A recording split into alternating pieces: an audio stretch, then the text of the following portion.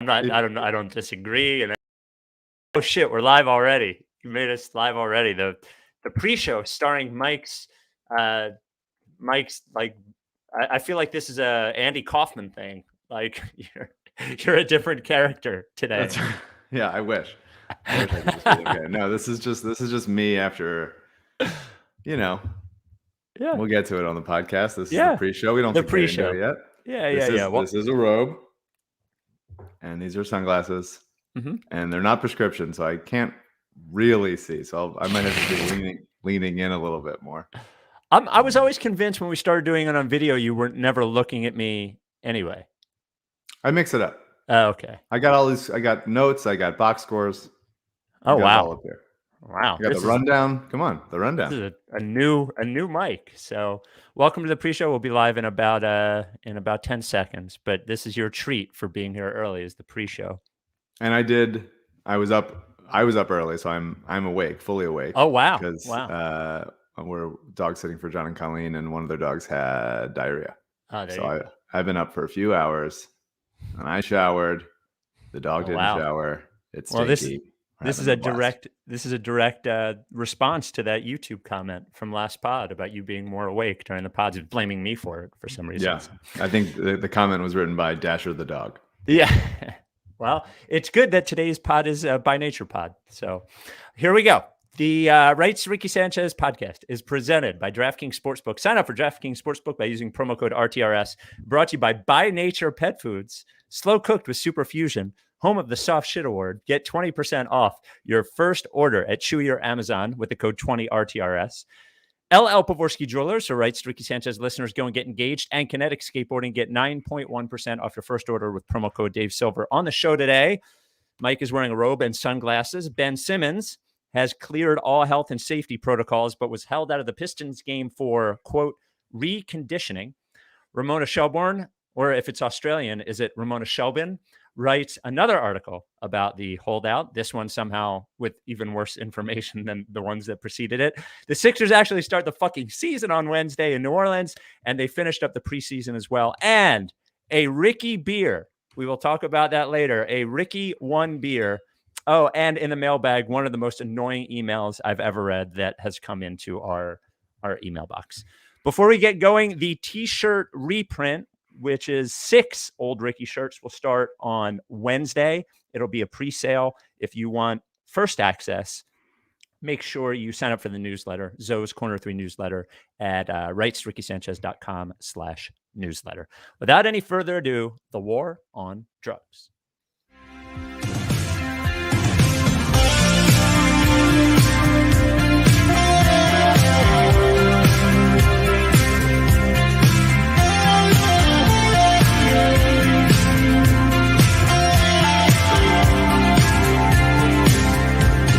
Lying in my bed, a creature void of form, been so afraid of everything, I need a chance to be reborn. That is I Don't Live Here Anymore, out on October 29th from the War on Drugs, from the album I Don't Live Here Anymore. We will be using that as opening music until the album comes out. Welcome to the Rights to Ricky Sanchez podcast. I'm Spike Eskin, along with a guy. I'm throwing away my along with a guy to go to a new along with a guy who looks like he is ready to walk the red carpet to the premiere of his own debut feature-length film that Mike Weber wrote a movie about the making of. That is Mike Levitt. Wow. I would be smoking a cigarette if I smoked cigarettes right now. Oh, yeah. That's just the off season it's been. And so I'm the manifestation of what the Sixers offseason has been. And sometimes you just need to stop caring for yourself entirely and show up on live YouTube with a robe. Okay. We'll get into the robe, I guess, later. The Apple Podcast 5-star review of the pod. We are at 2,930 5-star ratings. When we get to 3,000, I will read numbers 2,000 through 3,000 on a pod Mike will never listen to. There's 2 things I love about this review. It comes from 5-star from Dylan. The subject line is weird dad hobbies. Hey, Skip and Mike, huge fan of the pod. Been listening to the Ricky for a few years now. Okay. His basketball question we'll get to, but his non-basketball question for Mike and of course Skip, for the person who's been listening to the podcast for years, is Skippy. if you could Skip, if Mr. Skip Sanchez, if you could pick one weird dad hobby, for example, welding, model trains, metal detecting, those kinds of things, what would it be? I feel like Mike strikes me as the stamp collector dad, while Spike would buy, sell storage units like in the TV show Storage Wars. If you could have one sort of dad hobby, what would that be? I don't have many. But if you getting angry about sports is a real pastime, right? So that might be it, but it's a little obvious. I'm bad at most things. I've become a lawn guy, so mowing. But motherfucker, I was gonna say I want to be a real lawn guy. My neighbor Kevin is just a fucking excellent lawn guy. He was showing me earlier how he's protecting his sprinkler system for the winter. And he's like, and I have these little bags that go over it. And I was so jealous that he knew to even do that. I'm just over here like some dumb fuck, like that thought it was raining for 4 weeks before he knew he had a sprinkler system. Meanwhile, this guy's got covers for his sprinklers. Yeah, that happens. All right, Skip, get out of here. Neighbor Kevin, you're in. You're in. So why don't we start with Sixers versus Ben Simmons, day 1000 in the hostage war crisis. Simmons was cleared to play versus the Pistons, but was listed out due to reconditioning. Will probably be the first of many reasons we see that he's out. Doc Rivers says they're going to get very creative with those parentheticals for sure. I hope they get funny about it. Something tells me they won't, but maybe we'll find it funny at least. Doc Rivers sort of says that he expects Simmons at practice on Sunday. One thing we didn't get to in the last pod was that Danny Green quote that was, "We don't expect him to shoot jump shots or anything. If he apologizes, cool." I think was sort of maybe the t-shirt they would all wear if they wore a group t-shirt about it. And then the Ramona Shelbourne piece that was on ESPN, which had certain nuggets, such as, and we had heard this before as like a leak from Clutch to a writer, but never specifically that Simmons told the Sixers that in their meeting in August, he told the Sixers that he didn't get a chance to like fail like other first round picks do. And he wanted a fresh start so he could feel more comfortable failing. And that was in the Newbeck piece a few weeks back. But was it in that Ben said that, or was it in it that his camp felt that? I think camp felt that. This also says the same thing, a source close to, et cetera, type of thing. Right, but it says that he said it. I don't know, whatever, difference. So it's all the same shit. On I think without making fun of this is sort of like a window into something that we've talked about a long time for Ben, is his resistance to appearing as if he can't do something. And I think like the entire Shelbourne piece, and this is not the first time that it's happened, but it just like it outlined other things, talked I think a lot about his resistance to appearing in public as if he can't do something. There was another quote. There were quotes about the trade, the Harden trade, but the other stuff I thought was interesting. The scrutiny from NBA scouts began as soon as Simmons arrived in Baton Rouge, Louisiana. He'd come to LSU as the consensus #1 prospect in his draft class and was determined to make good on his promise. There are a lot of ways to react to such a rating. Some draw confidence and grow their games. Others get overconfident. Simmons just didn't want to screw it up. I think he just didn't want to give anyone a reason not to pick him #1, says a Simmons confidant. A prominent scout who had watched Simmons warm up before a game at Barclays Center in Brooklyn said it wasn't aggressiveness Simmons lacked, it was confidence. I showed up 2-3 hours early to watch him warm up, the scout said. I'd been critical of him, so he definitely knew who I was. And as soon as he saw me up there, he went back into the locker room. This was a common refrain from NBA scouts who'd watched Simmons at LSU.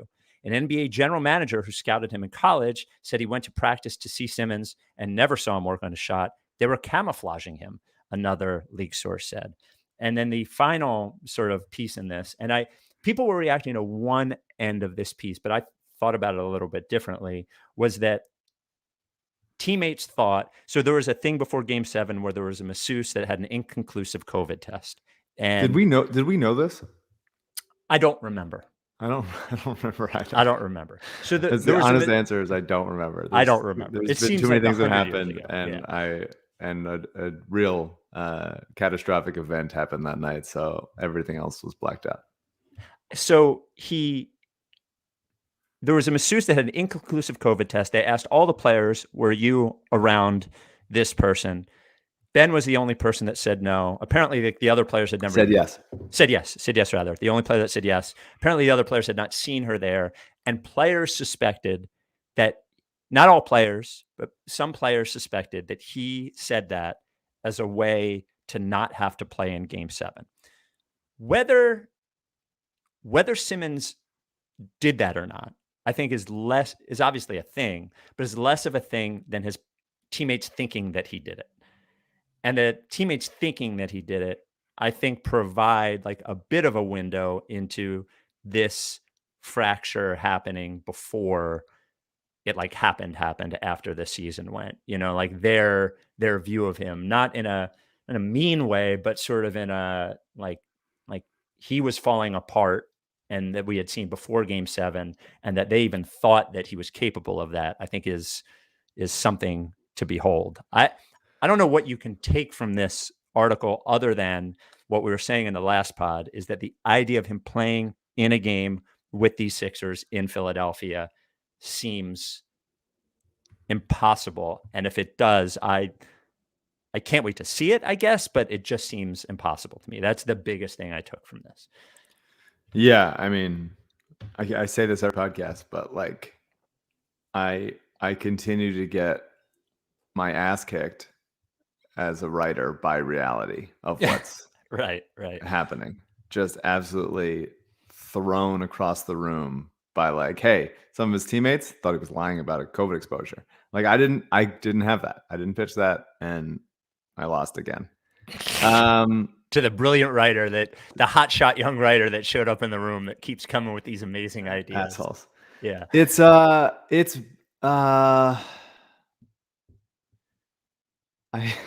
can't believe it's still happening. It's very bizarre. So let's take it one piece at a time. We've talked about it before, the idea that like, yes, he stepped into a situation as a rookie after a redshirt injury year, where they were immediately good. And for the last month of the season, when Embiid broke his face on Markelle Fultz's shoulder, they didn't lose, and so we're immediately good. And he came into the playoffs as like a what was it, a 3 seed or a 4 seed against Miami? Can I just mention or just point out, or at least they weren't expected to be as good as they were. No. I think happened, their over-under that quick. year was like 38 or something like that. It happened quick, and then winning those last 16 games of the season certainly accelerated it. Yeah, and Ben looked good, and he was the number one guy on a playoff team that had home court advantage until Joel got back. And even then, Joel's not 100% with the mask on and everything. So that's like true. Like most first overall picks step into that. But that, to me, it's not like you're looking at Ben all the time throughout his career and going like, that's a guy that really wants to fail. That's a guy that really wants to be able to be allowed to fail. Mm-hmm. And like, it again just seems like a justification that they're pulling out of their ass to use to say this is actually why he wants to be traded.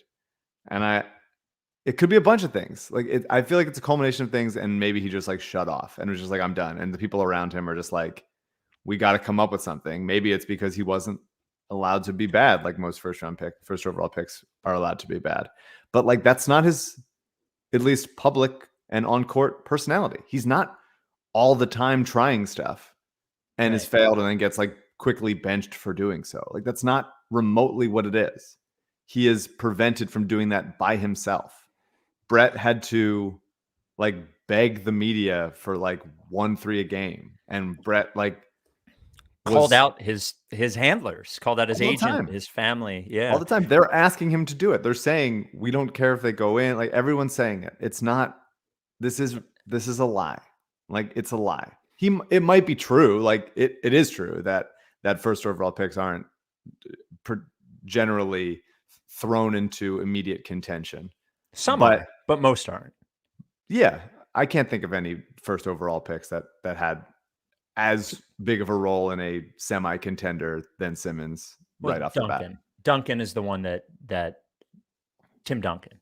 Sure. Yeah. Okay. But that's 20 years ago, and it's a rare case. I agree with you. That's fair. I think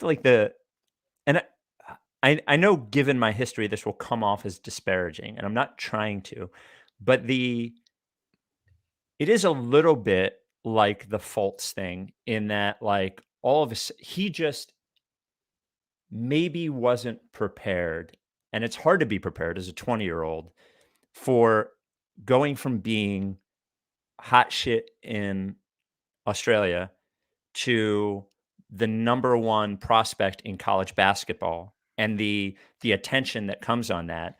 And if his he played high school ball in America for a bunch of years. But the eyes on him is really hard. And if his general inclination is to not want to appear as if he's, failing, like, then this will only make it worse. And like, I mean, just as a general rule, if you don't want to do that, like, if that is a problem that you have, improving in professional sports is going to be like almost fucking like impossible, So, and it just got worse and worse and worse and worse. And I agree with you. All of these things are reasons more. They're presented as like excuses. I think they're all true, but they seem to paint like there's very little from him or his camp, the concession that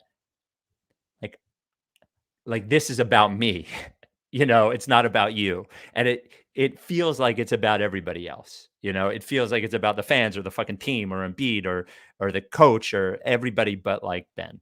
So yeah. And again, I've said this before, like he's very good at a lot of things, and he has abdicated the idea that he would even try some other things. And in a very important series,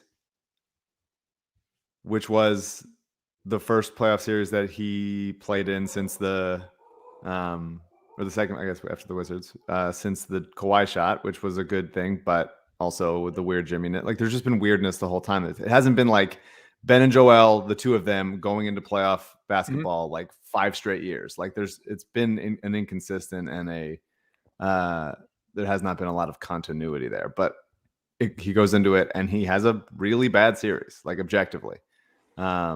His defense on Trey was spotty. It wasn't the best. He certainly didn't shut him down.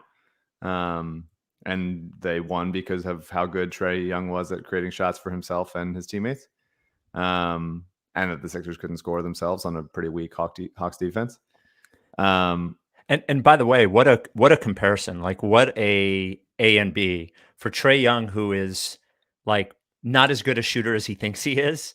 It's just the idea of being resistant to failing publicly, like Ben Simmons versus Trae Young is just like there's a difference there. Yeah, super different players. The thing that bumps me, like, I'm criticizing Ben and the people around, and the people that are leaking to reporters around him and stuff, but also like where I struggle to like get on board or do it myself is like trying to like get in his head and criticize like the mental state of this guy who hasn't spoken about it publicly, like he really has not done it. And on the Low Post, Zach said, like, what if he just went out and had this like best press conference of all time where he says like all these things and he takes ownership and all that stuff. I don't know. That hasn't happened. There's no indication of that happening. But like the idea of like why Ben doesn't shoot or why he's like this, why he told his play. We just don't know. And I think the speculation of like he's mentally frail or weak or anything like that just bugs me. It rubs me the wrong way. So I don't know what it is about him that it has caused him to not shoot or done it in any way at all.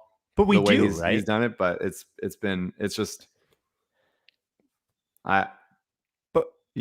answer certainly isn't like everyone was telling him not to try, because everyone was telling him just do it, just try, and it's fine if you miss. It's the regular season or it's the preseason or whatever it is. DraftKings has given us a Ben Simmons special in DraftKings, the presenting sponsor of the Ricky. Will Ben Simmons convert his first free throw attempt of the regular season? It is plus 125 at no, minus 145 at yes. You just open up the DraftKings Sportsbook app, go to NBA, and scroll over to NBA specials. They are also the official sports betting partner of the NFL, also the Ricky. Thank you, Ethan, for that cobbled together logo. New customers can bet $1 on that truck driving by my office. New customers can bet $1 on any NFL game and win $100 in free bets if either team scores a point. The last 0-0 tie in the NFL was 1943. So if DraftKings Sportsbook isn't available in your state yet, DraftKings is still available for the fantasy app. Everyone can play in daily fantasy sports contests. Everyone, all 50 states. And new customers there get a free shot at millions of bucks total prizes with their first deposit in the DraftKings fantasy as well. Download the DraftKings Sportsbook app now. Use promo code RTRS. Throw $1 down on any NFL game and win $100 in free bets if either team scores a point. That's promo code RTRS at DraftKings Sportsbook, the official sports betting partner of the NFL and the Rights to Ricky Sanchez. Got to be 21 or older. New Jersey, Indiana, or PA only. New customers only. Minimum $5 deposit and $1 wager required. One per customer. Restrictions apply. See DraftKings.com/sportsbook for details. Gambling problem? Call 1-800-GAMBLER. Your point about like his mental weakness, I think it's a word choice. I think it's pretty obvious why he doesn't shoot, and that his sort of bluster in public about people who have questioned him, whether it is press or other players or fans, and his like sort of like, I don't need to do that, is like a self-defense mechanism, like sure. Everything's fine. So I honestly, man, I hope he gets traded and I will be fine. I will not be tortured if he fucking figures it out somewhere else. I just won't. Like, I hope he figures it out somewhere else. This, from afar, from our vantage point, not only is this like annoying as a fan, and I'm sure frustrating as an organization, like it fucking must be torturous for him.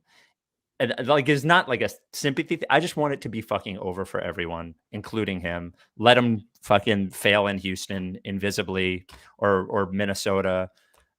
Unfortunately, if he goes to like Golden State or something or Minnesota, there's not going to be as many eyes, but there are going to be eyes on you. There are expectations there. So, yeah, I don't know what he needs or whatever. I mean, after like just pivoting to the COVID thing, like after months of people around Simmons leaking bad shit about the team or whatever, finally, like some teammates are like, well, we're going to fucking say something. I thought that he was lying. It's just like, it's not good.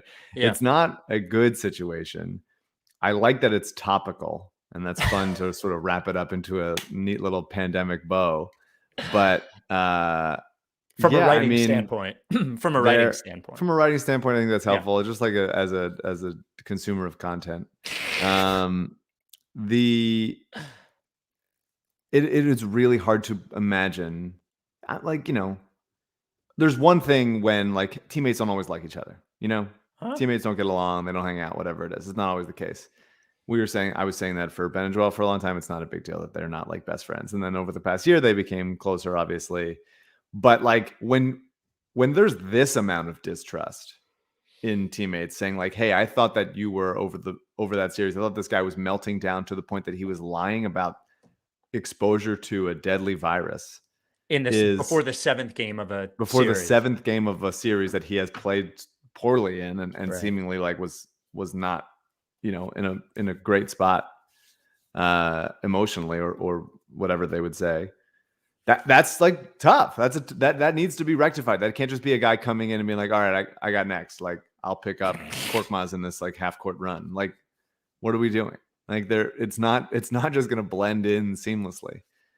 So again, like I never know, because I'm not a journalist, because I'm not, even though like I occasionally talk to people, like I'm not breaking stories, or I don't know like how these things work. I don't really know what people's motivations are to talk, when they talk, to who, whatever. Like I come at it from that lens of being like, I don't know who said this or why, or was there a motivation? Did it have to come from the players, or is it someone that the players told as another team or agent that's like, this is the rumor? I don't know. It's weird. It's all fucking weird. I'm tired of trying to figure it out. It's very hard to imagine him playing a game for the Sixers or showing up to practice even.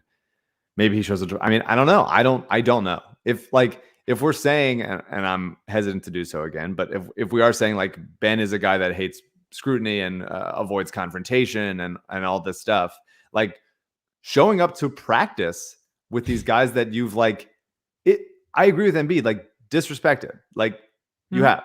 I think this is disrespectful that you were on a contract for 4 years.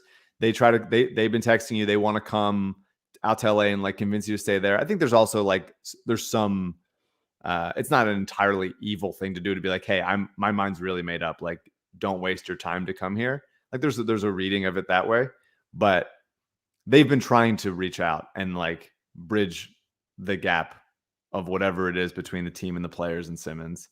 And if he's this guy that is so avoidance based, then like him showing up to practice feels like not something that he would do. I really don't know. It would take remarkable. A different to mend this. It would take the kind of a person and the kind of like that he does not appear to be right now in his life. And they don't understandably, you were asking about motivation. Sometimes, a lot of times when there are articles like that, there are motivations behind it. Sometimes the motivation could be, as you pointed yourself out, like the players just being like, fuck this guy. You know what I mean? Like just wanting to say something, you know, that like they are tired of being on the opposite end of it and playing the good cop. So just awful. I can't even imagine. I mean, there's 5 days. How many days? 5 days until the first game. I cannot imagine him playing in that game. If he could play in any game, it would be some fucking road game. But what, like, I'm continually at the spot where I think there's as much chance of something bad happening and it hurting trade value if he plays in a game, you know, like where he melts down or he fucking won't pass it to somebody or they won't pass it to him as something good happening, you know? So I have no idea. I mean, like, do you think he shows up to practice tomorrow? I think if he shows up, it would be like him on a bike, like across over the gym. On the side. Yeah. I can't even imagine. I don't blame him for like being like, all right, well, if you're not going to pay me, I'm going to show up and try to whatever. Like, I don't blame him doing things for money, but like, I do blame him for how he's handled it. Like, money being a motivation that's not an issue for me. Like, that's what everyone does. This is what we're all working for, so we can pay for stuff and be valued for our time. But to like hang his teammates out to dry like that, I think it has been bad. It's bad. There's a Ricky beer. This has been in the works for months and months. Yeah. So as an honor, you can see if you're watching on YouTube, the light is a little, CJ, I don't know how to do this to make it look good, but it's called One Beer. And our friend Abby drew Zach Lowe drinking the one beer on the one beer. It is a double IPA from Four Fingers Brewery in Aston, PA, Delco. It will only be available at Four Fingers Brewery. Let's do a little context because it started from us, right? We started talking about this. Well, he used to say on his podcast, Zach would say on his podcast at the end of free agency or whatever, he would like settle in and he would have like one beer. Well, he's not trying. He was never making it a joke. He was just saying it. He was being like, I just can't wait for this to end. So I got my beer in the fridge. I got my beers ready to go. I'm going to crack a beer as soon as it is over. And he said it so much that it was just like, and it was always just one, like a single one. And the idea that like he couldn't have it, like he was being bad and it was like being a little dangerous actually by like having that beer and a little bit bragging about it. Like, I'm going to have it. And everyone's jealous of my one. I love Zach. I think he's great, and he's a friend of ours. Yeah. But I definitely found that something to make fun of. And now here he has owned it. He has taken it back. He is Mr. One Beer himself, and I respect that as well. And I'm glad that there is a beer commemorating that for Zach and for everyone that had, a tough trade deadline or a tough free agency or a tough draft and just wants to settle down and put your feet up and have a single can of beer. So when I was talking to Jack about this, I was Jack Fritz, whose dad owns the Four Fingers Brewery. Oh, I didn't know that. Yeah, it's Jack's dad. They started it, I think, like right before the pandemic. So Wow. yeah, so it's Jack's dad. So when I was talking to him, I was like, well, it's got to be a double IPA, because then that way you can get something out of one beer. So I think it's 8.2% alcohol. Will only be available at Four Fingers Brewery. Great can. Also, it should be noted, we did not ask Zach. We just did this and told him by sending him the beer. So thank you, Zach, for being a good sport, who I think thinks that we're making fun of him more than we actually are. It is truly with love that we do this. So it is lovingly making fun of him. That's right. Yes, we love you, Zach. So and you are legally, at least the Ricky bylaws, only allowed to have one at a time. If you have two, that's a violation. So you can get them now at Four Fingers. Also, after Bark in the Park, which is Saturday at Rose Street Park to raise money for Providence Animal Center, I will go to I'll go to Four Fingers, and I'll be there at 1:00, and you can come pick up the one beer. Here it is, the one beer. I was going to ask you if you can do the pod at 1 next Saturday. So 10:00 Pacific Coast time. So Possibly. If you can't, we'll figure something else out. So, but I'll be at Four Fingers at 1:00 after Bark in the Park, and they're going to donate a portion of the money on that Saturday to Providence Animal Center. So thank you. So thanks, Zach. Thanks, Four Fingers Brewery. Thanks, Abby, for the amazing art of him drinking the beer on the beer. Anyway, it's time for the Soft Shit Award, which is brought to you by Nature Pet Foods. Gives Mike a minute to think about who's going to get the Soft Shit Award. Just sit on this for a little bit. Mm-hmm. Obviously, Mike is in a place. Now, you wouldn't have heard this if you're just listening to the podcast, but Mike is dog sitting for John and Colleen, and one of the dogs had diarrhea all over the place. No, he didn't. Not in the house. Oh, outside. Okay. Yeah, outside. He was just waking up at like 5:30, just kind of like running around a lot, and I was like, I think something's up, and so I took him out, and he just dropped a wet load. Tough to clean up. Tough to grab that with the little green baggie. Which is why you want to give your dog or cat By Nature pet food. See, the reason the Soft Shit Award is there, and the reason that occasionally dogs, not always, but occasionally dogs or cats have soft shit, is because they are not eating the right food. And By Nature it's more healthy. It's better for them. So we're going to get rid of that soft shit. How is it better? Better ingredients. Notice the first ingredient is always the protein. So it's premium proteins, probiotics like apple cider vinegar, spinach, and the way that they cook it is they slow cook it, becomes more nutrient rich. So it's more healthy for your dog or your cat.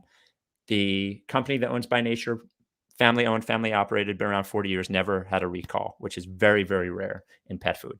Go to Amazon.com or Chewy.com, use the code 20RTRS, and you'll get 20% off your first By Nature purchase. It's good for your animal, avoiding those difficult situations with the green bag and the grass. So again, that is 20RTRS at Chewy or Amazon for 20% off your first By Nature order. Now Mike presents the Soft Shit Award for this. So I thought about giving it to Dasher for having legitimately soft shit this morning. And then I thought about giving it to John Gonzalez for not feeding his dogs By Nature pet food. But something that has upset me and will upset me for the rest of my life is the fourth quarter taunting call against Jannard Avery in the Eagles-Bucks game. And I'm giving it to either that ref or the league office or the rules committee, whatever it is, whoever wants to be responsible for this, you were awarded the Soft Shit Award, because that is That is the dumbest fucking thing I've ever seen in my life. Just the generally like these people that decide like be as violent as possible all the time. Be hyped up on defense. You're going to war. This is your family. People are going to die if you don't make this tackle. This is your livelihood. Everyone's depending on you. But as soon as they blow the whistle, you must doff your cap like a gentleman and wear a suit and tie and walk calmly back to your position and make no reaction whatsoever. It's such bullshit. It's such a fundamental misunderstanding of everything. It's the same fucking stupid rules bullshit of people that call flagrant fouls in the NBA and think like that'll deter it. Like and it's a 15-yard penalty, which is like most of the field. 15 yard. If it was a 5-yard penalty, fine. I get it. 5-yard, it happens. But for it to be a 15-yard penalty, especially at that point in the game, is just a fucking joke. Fuck the Eagles. I don't care. They're not good. They didn't deserve to win the game, whatever it is. But like the logic of that play pissed me off so much. I had to call my dad. I woke my dad up and just started like Alyssa was doing a podcast at the time. So I'm just whisper screaming what I'm saying to him now. It's just, it's a real embarrassment. And like, it's fucking sports. Like it's fucking sports, guys. Like we just don't have to, we're not getting this out of the game. It's such bullshit. And the fact that it's an embarrassment. And it made me like honestly consider turning the game off and never watching football again. Like it's as good a reason as any to never watch sports again ever. It's unbelievable. Unbelievable. Ladies and gentlemen, Sports Talk Mike just fucking flying off the handle. It's awful. What are we doing? What is the logic? We don't have to do this. We can decide not to. The rules are made up. Laws are fake. We can decide that they could be better. And they decided it should be this. What absolute losers. What a joke. I'm replacing Angelo. Okay, before we get to the preseason finale, the 538 prediction about the Sixers, the YouTube comment of the week, the email that angered me, talking about LL Pavorsky, before we get to all that, I just need, is there reasoning behind your mirrored sunglasses, your robe, you being I know why you were awake. You were awake because of the poop. Is it just a vibe thing because of what we're going through, or it's just a vibe of what we're going okay? through. No, there's no big secret that I'm holding back. Okay. As I got out of the shower to wash the scent of dog shit off of my person, I saw the robe and I was like, I can wear that. And then I was about to put my glasses on. I was like, what if I wore sunglasses? That would cap it off. Yeah, and it's here great. We are. It just feels like it's been I need a vacation for my vacation, like that kind of thing. And we're here and we're doing it. And what hellish nightmares await. Boy, this is a reason. If you just listen, occasionally we give you reason to watch on YouTube. So this is one of them. So a quick, I don't think we need to do a super deep dive into the Pistons game. I think the thing, Maxey looked good. Mm-hmm. He still looks like I think he's probably going to shoot like 31.5% from three this year, which is fine. But like he looks like it's a little far for him. That was one thing I took. He looked good, but it does look like the shot's a little far from him. And fucking Isaiah Joe just launching. Love that. Andre Drummond does not know that he's the backup. We are going to have, there wasn't a Philly feed of it, but I was listening to the Detroit play-by-play guy just talking about how much Doc Rivers loves Andre Drummond. Right. And I'm just like, oh, Jesus Christ. So he does have a weirdly good touch. Like when he gets bumped and like floats it up there, like it's very bizarre. Andre, it's going to be a ride all season. He's not like Dwight at this point in his career just doesn't have any fundamental skills outside of rebounding and dunking. It's just that there's nothing else. And had he done that and not also committed really stupid fouls, I think it would have been fine at horribly inopportune moments. Drummond is going to, and I've said this before, is going to have more skills. Like you can put him in the post and he can he punish Kelly Olynyk. Like obviously Olynyk stepped out and hit threes in his face on the other end, so it's like it's a wash. But he's going to like make some things happen, and he had a really nice backdoor pass to Korkmaz that he finished for a dunk. But then, and I'm interested to see when he's getting like, I don't know, 16 minutes a game. Is he going to be trying to do this much? He's just trying to do so much all the time. He thinks he is a good passer for a big man, but he's not Marc Gasol. He's not Nikola Jokic, and he really thinks that he is. And so he's always trying to like whip these passes to whoever. And like sometimes it's like, oh, that's a nice pass. You got that. But a lot of times it's not. He tried to like run the break and there's like guards around him. And I'm like, just pass, just give it up. You can get it back. But it seems like he's been on bad teams for so long that he can, whereas Dwight like got to the point in his career where he like was like, okay, I'm cutting everything out of my game, but I'm also going to still do dumb elbow shit and get called for various flagrants all the time. That's going to happen. But I'm not going to do any other like ball handling or stuff. And Drummond is not there yet, but he's better. He's definitely better. But is like, are the mistakes that he makes worth the things he is better at? And that remains to be seen. He's more skilled. And remember, it wasn't like Dwight just came to that realization. I don't know if you remember this, but when he signed with the Lakers, like everybody on the Lakers, from like LeBron to Rondo, like they all had to like have their little meeting with Dwight and go, you promise? Like no bullshit from you. Like and there's nobody on the Sixers that carries that kind of cachet. And if you're Drummond, the worry for us as fans is not only Doc, but if you're Drummond, instead of seeing this as an opportunity to extend your career by like 7 years by becoming a backup, if he sees this as an opportunity to prove to everyone he's still Andre Drummond. For sure. Yeah. And the other person who does Tobias could have that conversation with him. I think Tobias carries that weight around there. And Doc, I think if Doc doesn't like love when guys fuck up, although he tolerated Dwight for way too long.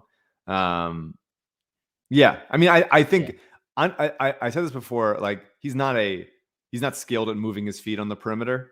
But he will get his hands on more balls than Dwight did. Like he will like intercept some passes and anticipate and those kinds of things. Like there's length and an anticipation that Dwight didn't have anymore. So I think he's gonna suck, but that's just my that's probably it. Yeah, but he'll suck with like, especially when Embiid sits, like he'll suck with stats in a way that will be even more frustrating in some sense. Yeah, well, because if people are going to tell me is like imagine being the guy that didn't want to, sign Andre Drummond as he gets, 24 points in a Tuesday night loss to fucking Minnesota or something.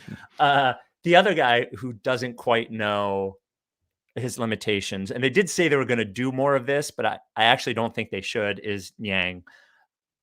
I disagree. No. Disagree. I love Georges Niang, man. I love him. I love how willing he is to shoot. He's easily the most willing shooter we have from three. Him and I guess Isaiah Joe, but because Niang can get it off from a higher release point, it's good. I really like his defense. He gets his hands up. He's obviously very slow, but he's thick and he anticipates really well, and he gets his hands on balls on drivers. It's really, I'm impressed. And he has some creation to him. He really does. He really does. He did it at Iowa State. He was told to stand in the corner at Utah and became a really good shooter. He wasn't that good of a shooter in college, and he became a legitimately great NBA shooter. But Niang, if this is the like team, say they trade Ben for just picks or never or whatever it is, I could see Niang starting some games depending on the matchup. Yeah, I think he wouldn't be a bad starter with Embiid. The Tobias thing, I think, obviously makes it more complicated. But and the other two things that I had was, I know you won't be ready for this until the end of the season, but like Jaden Springer is not playing any meaningful minutes. No, he's not. Yeah, he's not. Yeah, he's definitely not. He looks really, really tentative. Yeah, and like slow and not good with the ball and not sure when he should rise up to shoot. He should play in the G League all year. Absolutely. He just needs reps. Like he just needs like a ton of reps. He's one of the youngest players in the draft.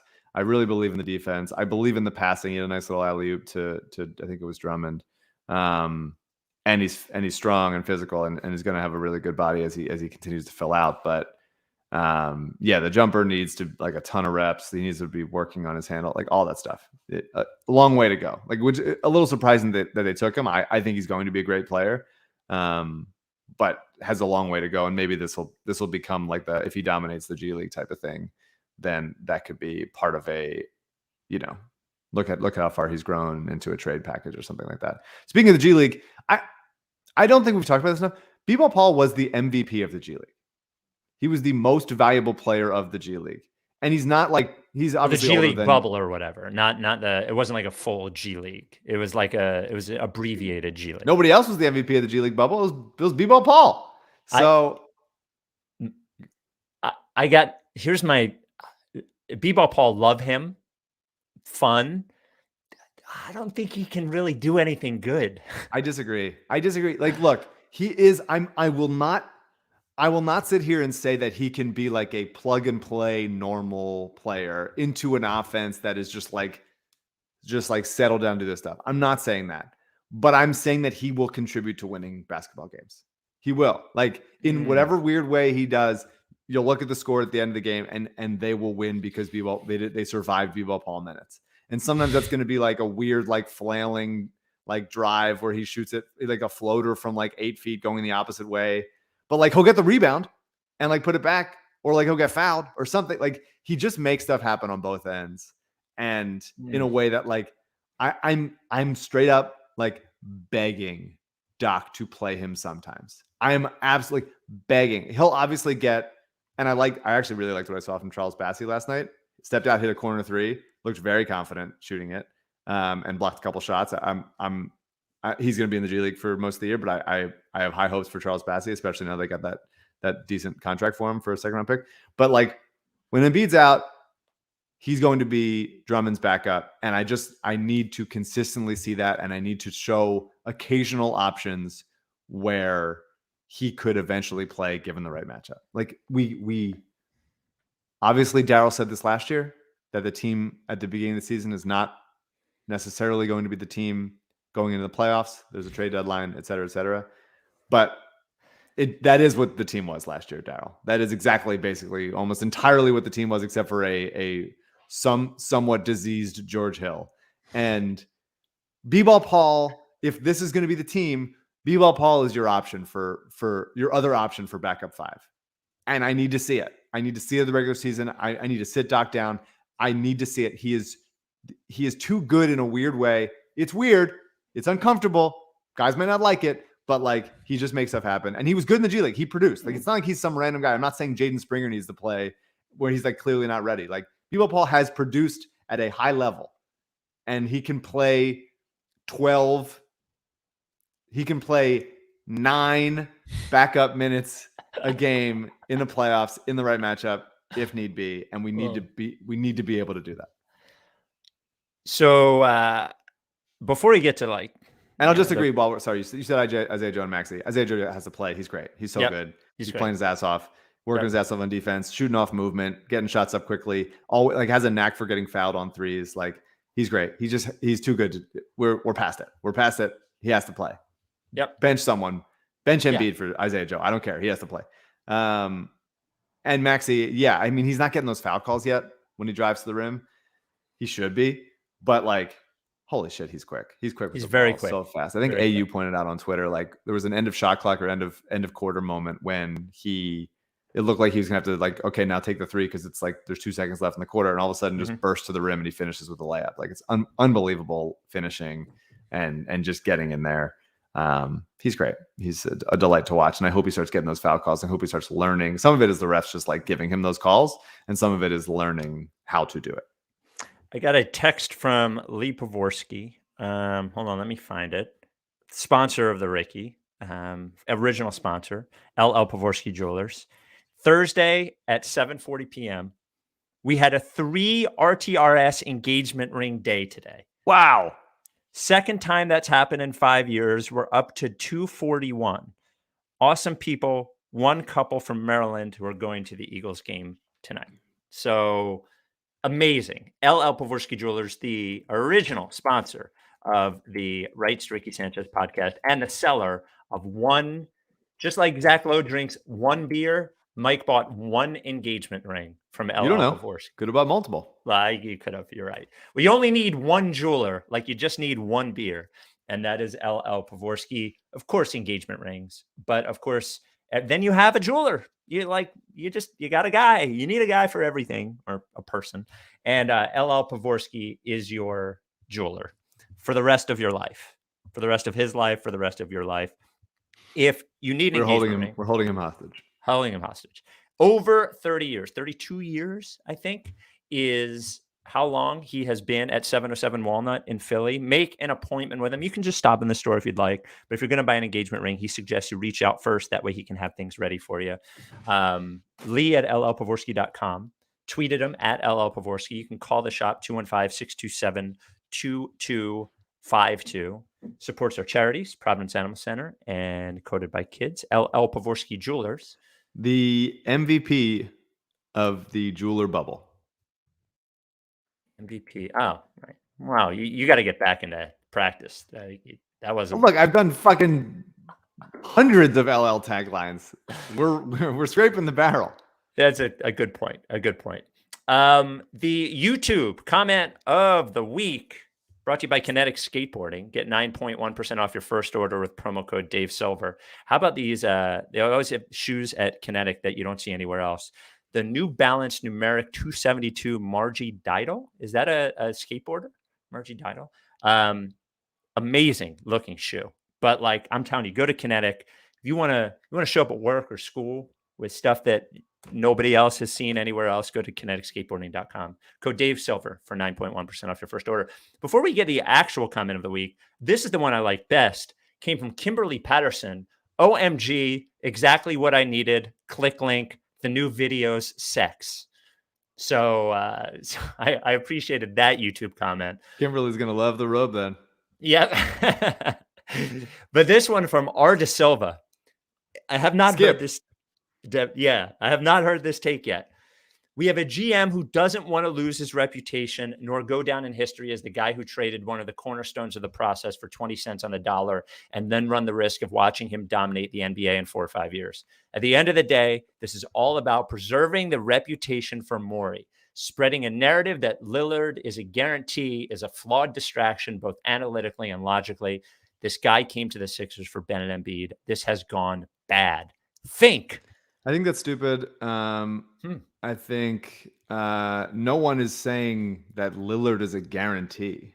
Who is saying that? Yeah. Nobody. What would be a guarantee is if they trade Ben for like, I won't even say a player, someone who is a role player or a couple role players, and then the Sixers have fewer assets to go get a championship level player, and then they just they will top out as a 4 seed or something. So that, like, I don't think Daryl is in the real. I'm sure his detractors or other GMs that don't like him maybe would say he's like preserving his reputation or whatever. But I think he just really wants to win a championship very badly. And he was good. They were good for a long time in Houston, and they never, because of Chris Paul's hamstring, they didn't get to ever break through. Yeah. And they have the chance to do it here because of young players still in or entering their prime. And he doesn't want to fuck it up and trade him for whoever. And in, similar to the Colangelo thing, because when you're in it, it feels like it's taking forever. When the right trade comes along, if it comes along, no one's going to think about aside from all the chaos that's happening now, no one's going to think about it took 4 months instead of like 2 months. Yeah. Or they hired a coach, the hiring Brett Brown in August type of thing. Like it's all fine. Yeah, as soon as it happens, it will be like it was like this. As soon as it happens, he's going to be judged for the trade, not for how long it's taking him to make the trade. So, 538, their Raptor prediction model, which is a model that bases the team's success on their Raptor predictive model for each individual player, has always liked the Sixers. over the last 3 or 4 years. It really liked the Horford Sixers. It liked the Sixers last year. It likes the Sixers before the season, but it also likes the Sixers before the playoffs. So they did their predictive model. It has the Sixers as the second best team in the East, 18% chance to make the finals, 9% chance to win the title. They factored in Simmons for 50% of the team's minutes. They didn't know how to do it. They have the Bucks as number 1. They have the Nets as number 4 in the East, behind the Hawks, just barely. Just an interesting thing. And the other interesting note, I thought, looking through this, is they have the Lakers. The predictive model does not like the Lakers, mostly because it doesn't like Westbrook and Carmelo Anthony. But they have the Lakers as the predictive 9th seed with a 4% chance to make the finals and a 2% chance to win the title. It is funny how. And the Timberwolves over the Warriors, I'm seeing. Yes. By a significant margin, or by a few wins. I've never liked this. I think it's interesting to read the reasons why. I do think the interesting split between I think a lot of the writing about the Lakers in a positive way about how stacked they are is from almost influenced writing. I don't know how anybody can look at the Lakers and go, boy, that's a team that's set up to win a title. It just seems I think people don't want to bet against LeBron. I think it's and Anthony Davis, who was injured for a lot of last year, but just having Westbrook is it seems like it's a fucking disaster to me. I definitely don't love what the Lakers look like this year, but the West isn't good right now. It's just not. The East is, I would say, significantly better. You could make an argument that the middle of the West is, but I think the East is better. I think with Jamal Murray and Kawhi injured, they're just not that good. The Jazz disappointed, obviously, in a similar way that the Sixers did. The Suns are very good, but how long is Chris Paul going to hold up? Nuggets without Jamal. I'm not a Michael Porter Jr. guy, obviously. The Mavericks I believed in last year, but they laid an egg and didn't seem to get really better. Now have a new coach that is probably going to be worse than their old coach. Blazers also new coach, haven't changed much. Pelicans, Zion is injured and chaos. The Warriors, you're hoping for. It's not a good conference right now. It is not, and for a long time it's been the East. But the East top to bottom is better. It's a better conference. I would say that the top 2 teams are in the league are from the East, and I would say most of the other contenders. If you put the Celtics in the West, I think the Celtics could win the West. Wow, what a take! I do.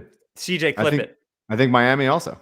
I think both of those teams could win the West, and they're not going to win the East. With the Celtics being better than they were, the Hawks ascending. Now it might not be a level up in a progress way. The Heat got better. I do agree it is a very solid conference, and we saw that in the playoffs last year. Just sort of, and the Knicks improved.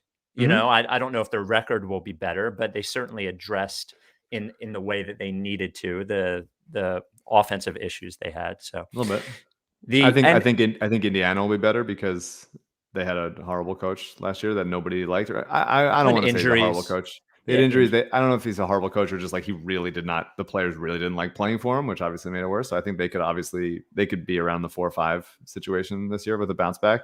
I like the Bulls a lot more than most people. The Hornets could bounce. The Cavs a little bit. There's teams that it's going to be a fight. I honestly think I think the East is some teams will be bad and the Wizards will probably be bad. Hopefully the Wizards will be bad, so they trade Beal to us.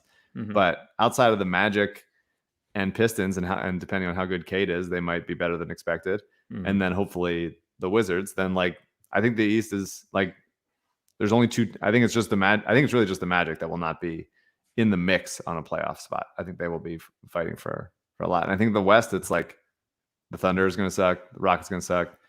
Spurs are going to suck. Kings will probably suck. Pelicans, I would say, are going to be mostly bad without Zion. I think they made poor decisions this offseason. It's weird. Zion misses a lot of fucking games. And probably wants out. So I hope the Kings get to the play-in. I really hope the Kings get to the play-in. I would be happy for the Kings fans. It'd be great to see Ben in the play-in game, and showcase himself. So 2 emails I want to get to before we go. One infuriated me, and the other one was a good one from Germany with great questions. Rights to Ricky Sanchez at gmail.com. Our emails have been great. Remember to send in one basketball, one non-basketball. I also want to make a thank you to we got a lot of emails when I mentioned that my longtime cat and friend, Alabama, passed away earlier this week. I got a lot of nice emails. One from a gentleman who is always part of our Bark in the Park team, who is actually driving up from Virginia for that event. So thank you for all the nice emails. Not this one. This comes from JR. Hi, Spike and Mike. I've been a fan since close to the beginning. Been a Sixers fan since '76 and Dr. J coming on board. Non-basketball question and basketball questions are really Ricky observations. Spike, it's your podcast and you can do what you want with it. I'm only a listener, and I obviously have the choice not to listen. But nevertheless, here we go. Yeah. Nevertheless, it brings you into this one. Nevertheless, I'm very disappointed in how you've reacted the last few months.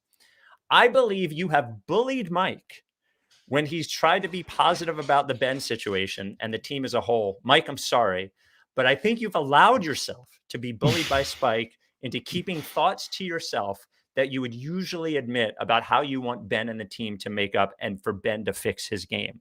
But while it's always been amusing for both of you to hate the team for things they've done, and we all know they have done a lot of really hateful things, Spike, you have never actively done something to damage the team. Your hatred of Ben is yours to freely express, but to publicize a story about the players hating Ben, like you did a few weeks ago as regard to the players on the bench, it was actually 2 days ago, when Ben re-entered the building, damages us as a team if he comes back and damages us as a team if we try to trade him. I think it means your hatred has gone too far and perhaps you need to reassess. I love the pod and I'd hate to stop listening, but to treat a 2-time All-Star Defensive Player of the Year runner-up like I'm not even going to read this. He was so insulting to people with handicaps. But to treat Ben like a blank and then to put the team in a position where we cannot trade him for value because of your expose is hurting us all, fans and team alike. I would read the last line because that's right. Oh, my advice, almost certainly the advice you would give me, get a grip. First of all, to say that my offhanded reading of a listener email 45 minutes into one podcast is somehow more damaging to the Ben Simmons trade scenario than Woj, Shams, Kyle Neubeck, and Ramona Shelbourne writing exposés, Jake Fisher, on the situation is pretty funny. Second, the notion that I'm bullying Mike into thinking something. By the way, I fucking got bullied by Twitter for a fucking year about Ben Simmons. So much so that I was like, I'm not going to talk about this so much. It's crazy. Mike can think what he wants. I just hate how in 2021, if you don't like the news that you're reading, it's to blame the person giving it to you. And like, it happens. That's always been the case, though. That's always been the case. No, but it's worse now. It's worse now. No, people always call in. Now people just have more of a way to express their feelings, but they've always felt it. People have always been yelling at your dad in the fucking car. Well, but doesn't blame him for work. This guy blaming me for their inability to trade Ben or for the team not liking Ben is like crazy. I think people would. Not to make this about your dad. I'm not trying to, but people definitely been blaming your dad for like giving Philadelphia a bad name and making it hard for players to want to come here and play here and stuff for a long time. The idea that people blame the media for news they don't like has certainly been magnified over the last 2 years. And so much so, and this is like I believe a social media component in that like people are only fed the news that they like. So they are more averse to reading news that they don't like. I think the final question that we need is, have I bullied you into not liking Ben? Or are your thoughts about Ben Simmons in recent episodes and this situation yours and yours alone? If there's any fucking bully on this podcast, it's me. Okay. Thank God. I bully CJ into hiding himself from view. Everybody. My mom just texted me, "What are you wearing on the pod today? Dark glasses? Is there a problem?" Yes. There's a lot of problems, but nothing about my eye or anything. It's fine. I'll text you after. So this comes from Anton and Emil from Hamburg, Germany. Dear Spike and Mike, my brother and I have been fans of the NBA for a long time. As we are from Germany, we originally had no team, but we have friends in Philly, so we started rooting for the Sixers.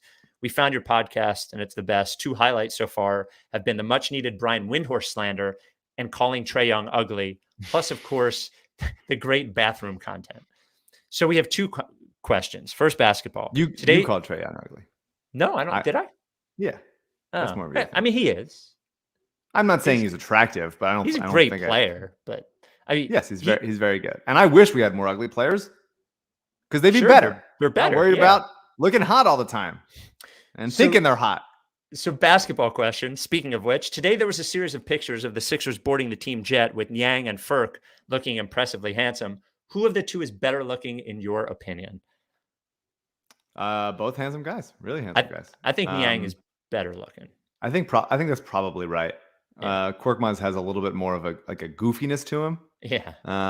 But maybe I would change if I saw him in person because it's hard to beat. I mean, fucking 6'7". They're NBA athletes, but Niang has a vibe of a chubbiness that obviously he doesn't have. But compared to other NBA players, there's a little bit of a pouch there. So there's drawbacks in both. Do you like that Furk is just letting the hair grow because his hair will grow out. Like it won't grow long. It will grow like this. Too good looking. Both of them too good looking. Embiid, good looking. Too many. So their non-basketball question, I actually didn't read. I just saw a bunch of bathroom references in it. So this will be my first time actually reading it. Imagine a workplace of 30 people. So it's not anonymous, but not extremely personal. You're using the shared bathrooms every day, which are usually in good shape. You now have 2 options. Taking an extremely sloppy pee all over the toilet with a fair amount spilling on the floor. You do it every day, at least one time. The bathroom. I have to miss. Yeah. I have to miss so much and not try to clean it up. The bathroom really becomes an uncomfortable and smelly place for everyone. Right. Number 2, you're taking a shit once every 2 weeks, which smears really badly over the toilet seat. The smell is horrible. And of course, everyone is complaining. There's a big argument every day about who did it and who has to clean it. You wouldn't be confessing to either at any time, but your disgusting toilet behavior could come out after a while. Which option are you choosing? I think it's pretty clearly pee, right? Yeah. Yep. Smeared shit on the seat. My mom would be texting me all the time asking if something's wrong. If you pee, you're like, all right, asshole. Just lift the seat or something. But, yeah. Pee just seems inconsiderate. The poop thing seems like there's something wrong with you. I don't know why this feels like it's just such a German question. I don't know why it feels right to me to say that, but it feels very, very German. I don't know why. But thank you for listening, and thank you for enjoying our podcast. Well, our next pod will be after the season opener on Wednesday night. We're back. Oh, no. We're back. Oh, God. We're back. And so looking forward to it. Will Ben Simmons play? I don't think so. But if he does, boy, we're going to have a lot to fucking talk about. We'll talk to you Wednesday night. Before I say the last thing, I will mention that we are also leaving you with War on Drugs, another song from their album, I Don't Live Here Anymore, which comes out on October 29th. Are you down with TTP? Yeah, blackface. But I'm rising.